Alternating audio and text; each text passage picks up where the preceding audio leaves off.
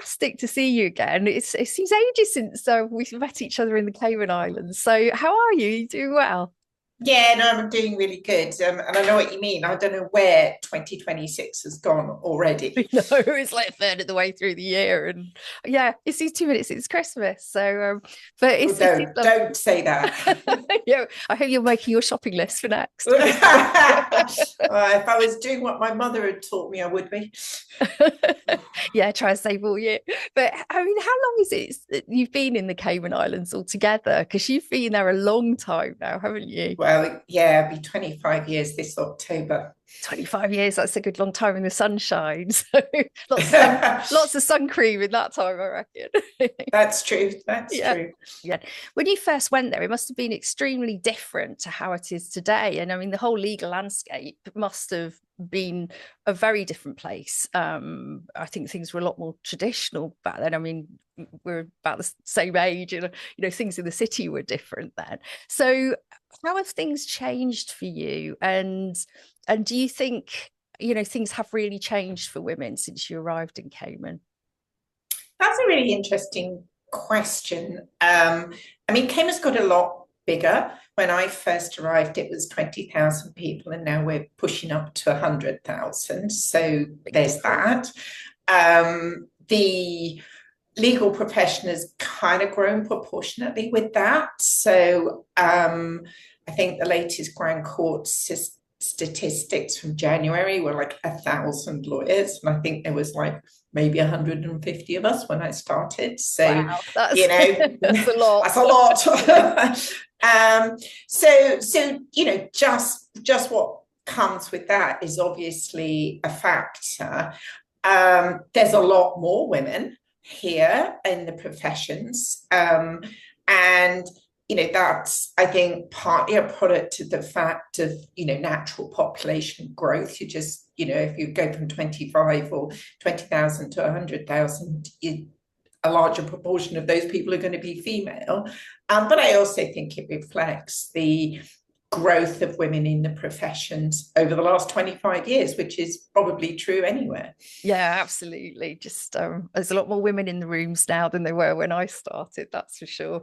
I was quite often the only woman there, and I'm sure that was the case for you as well, wasn't it? Yes, that was definitely true. Um, and I was reflecting on that in terms of like our previous conversation, and it was odd because in a weird way you were the only woman in the workroom, but that was almost like not as much of a big deal as it can be now. Yeah, I think now it is a big deal, isn't it? Whereas you're more used to it then. Yeah, I totally take your point on that.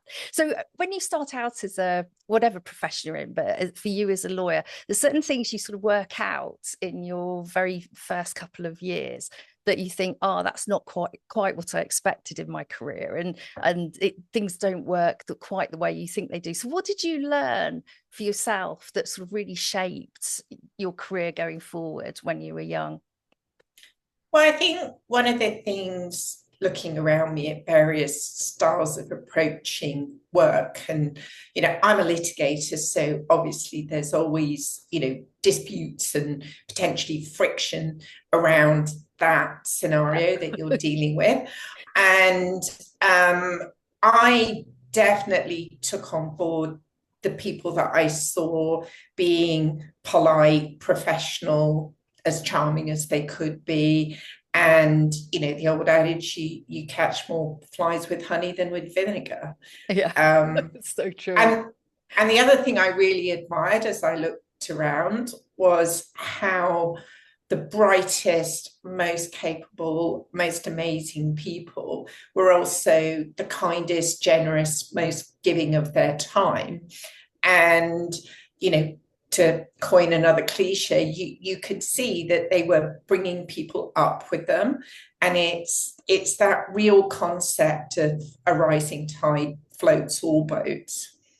Yeah, it's so true. And I think some of the best leaders I've come across have been exactly that. They bring you with them and help you improve too. It's a really interesting observation. So, I mean, you've been very successful and you've done incredibly well where you are. So what is, of all the Kind of you to achievements, say so. I think there's a lot of lawyers would look at your career and really love what you've done. And I mean, looking back at all the things you've achieved, what are you most proud of? What for you has been the thing that's really stood out for you? And was it more difficult because you were a woman to get there? The thing I'm most proud of is the fact that I came to the Cayman Islands to start a litigation offering at the firm I joined. They were a sort of new kid on the block back then. And it's the firm that's now become Bedell Cristin. And in that sense, I was working at a great firm in London with great people, but I was kind of the baby partner. And I always wondered if it was all about me, or not necessarily all about me, but a bit about me, but mostly about them. And so having the chance to actually start something from scratch and grow it has just been so fulfilling and rewarding. Doing it as a woman, I think I'm sort of blessed with a little bit of, what do you want to call it, sort of obliviousness. I love that. I was never conscious really of being a woman and having to compete. And I think this sort of probably also goes to almost an answer to your previous question, which is I was always just focused on, doing the best I could possibly do and challenging myself and not really worrying too much about, this other person that might be doing the same thing, or whether they were male or female, or, came from where I came from or came from a different place. So I was also blessed with the fact that the managing partner who recruited me to the new kid on the block firm was a woman herself. Excellent. That's quite unusual as well. It was very 25 years unusual. ago. Yeah. Yeah, really was. So who helped you? I mean, obviously she's helped you along the way, but who else has helped you along the way? And when they helped you, what were the things they did that were really important to you? Well, this might sound a bit like an Oscar speech, but definitely my family. They were super supportive, even to the point of view when I decided I didn't want to be a geologist, which I did at university, and I wanted to be a lawyer. Oh, yes, of course. You said that you did. I'd forgotten you'd done geology. Yeah, so little bit of a switch. But anyway, they weren't like, what on earth are you thinking? They were like, okay, well, that sounds like a good idea. And they supported me financially and so forth. Then I was really lucky with my principal in articles. He was definitely my mentor.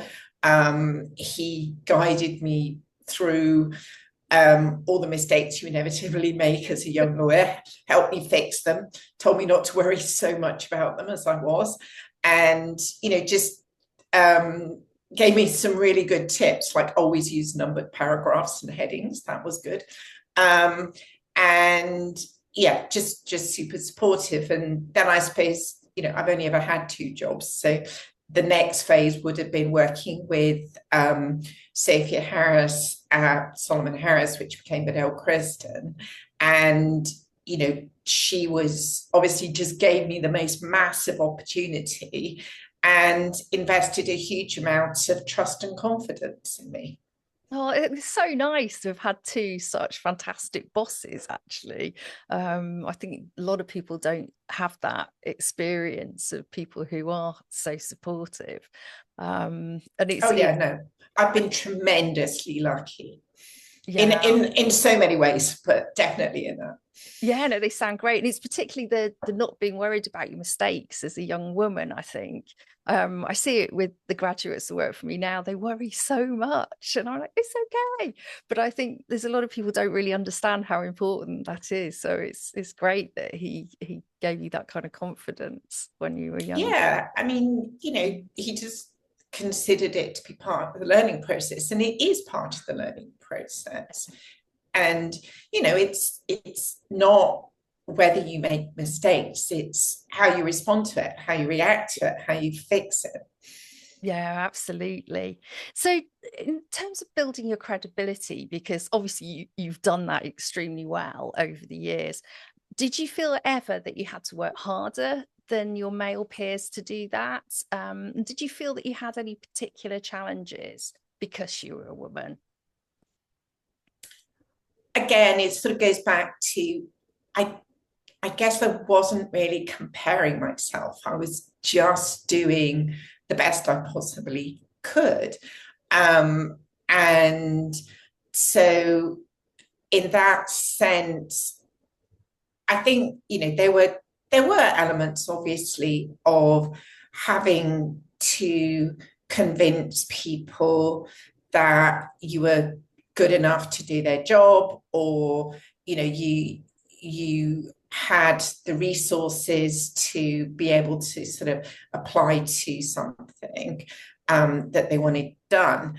And certainly when I was younger, actually learning to sort of pipe up and be heard properly within a room was possibly a little more challenging than some of my male colleagues had to deal with.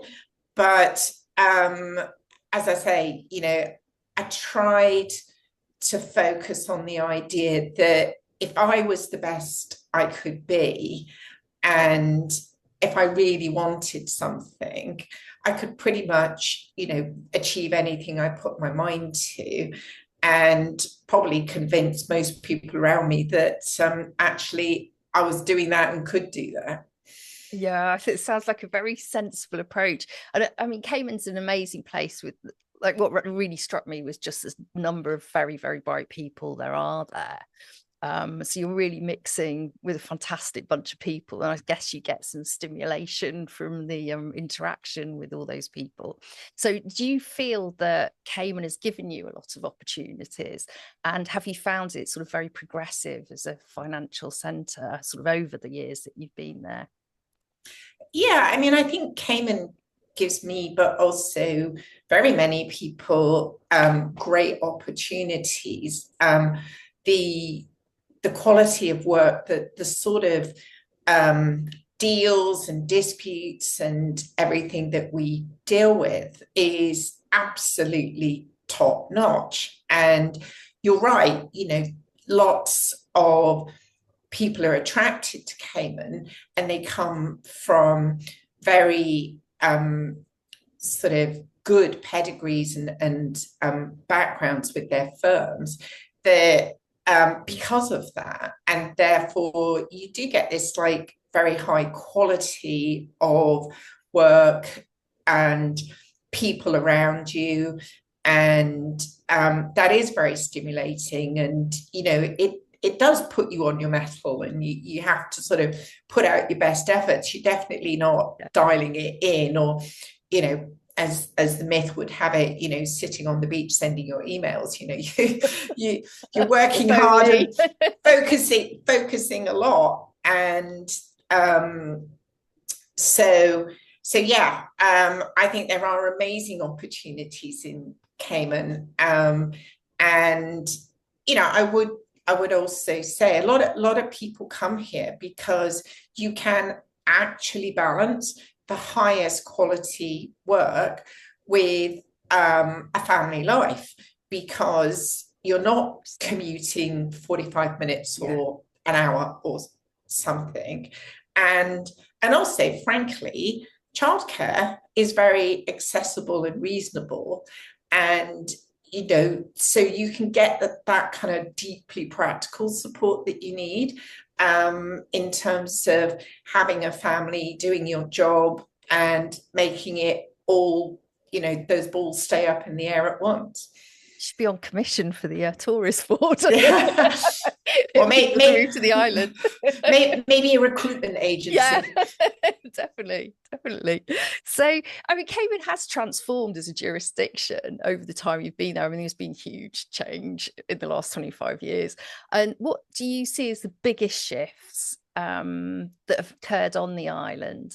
And I mean, I ask you to get out the crystal ball, but nobody really has an answer. But what do you think might happen in the future to Cayman?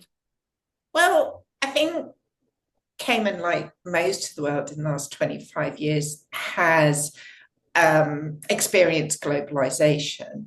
I just look at, my firm, Bedell, Cristin, how they started out in Jersey as a firm, and now we have offices in Guernsey and Cayman and London and Singapore and BVI.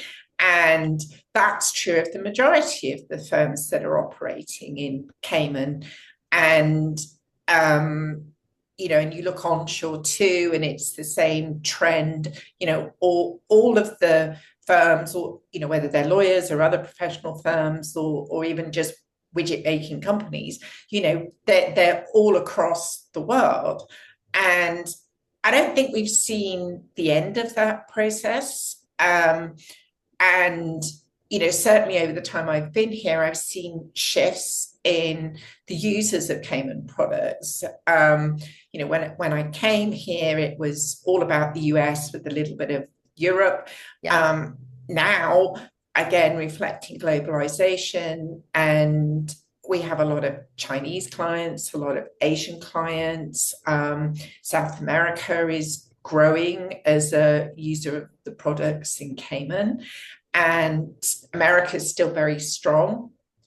And given what Cayman has to offer in terms of financial products and trust functions and wealth management and so forth, there's obviously a lot of competition around the world, but looking forward, I think Cayman still sits in a good time zone.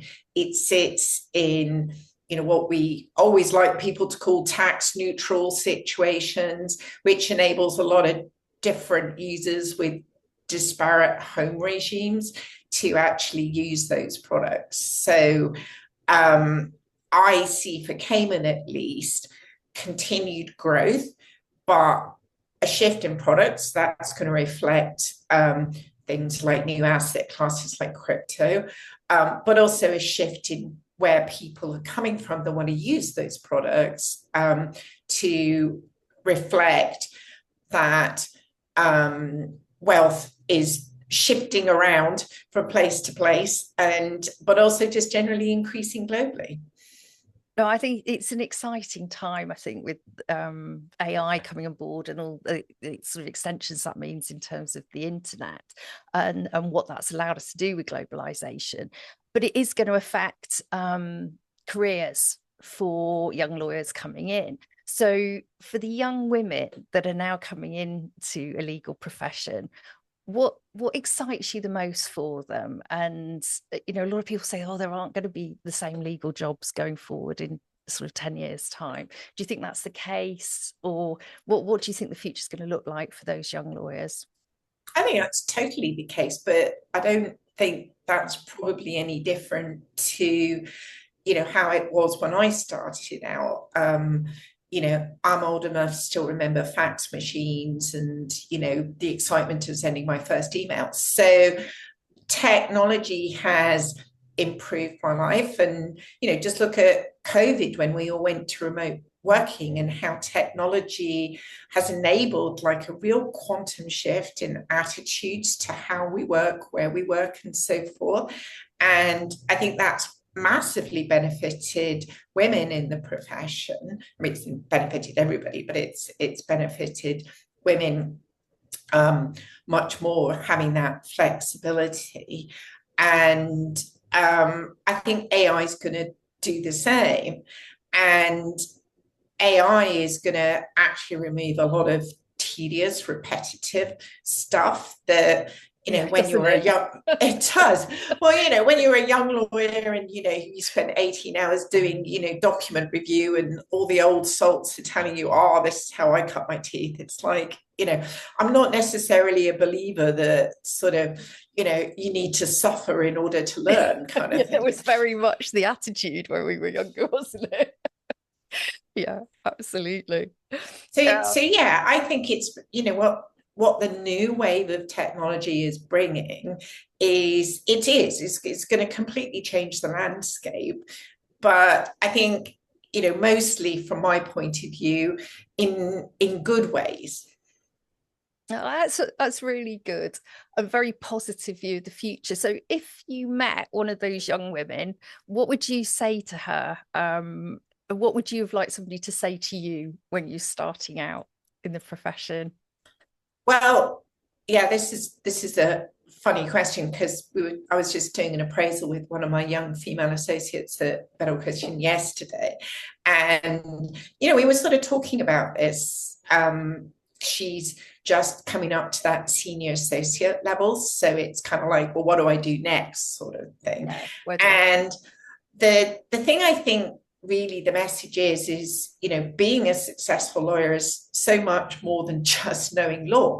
I wish somebody had taken me by the hand and pointed me at, for instance, marketing and business development training. They don't give you any of that, do they? No, I don't get any of that.